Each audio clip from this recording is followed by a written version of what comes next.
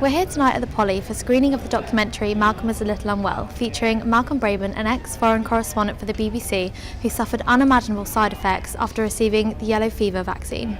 I had a yellow fever vaccine that fried my brain and sent me crazy. Where are those bloody planes?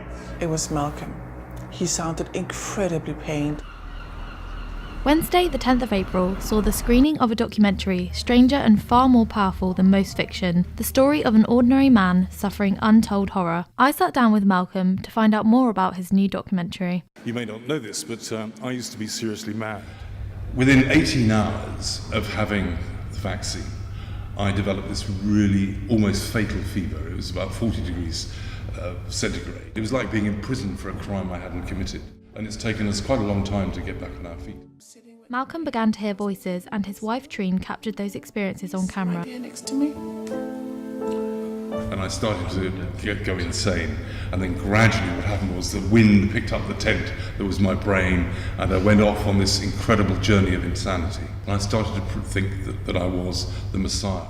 Eventually, the manic phase of thinking that I was Jesus flipped completely, and I went down the completely other end of the religious spectrum and started to believe that I was the devil. Please, someone help my husband. Ultimately, it is a story of courage, the courage to fight back and rebuild his life.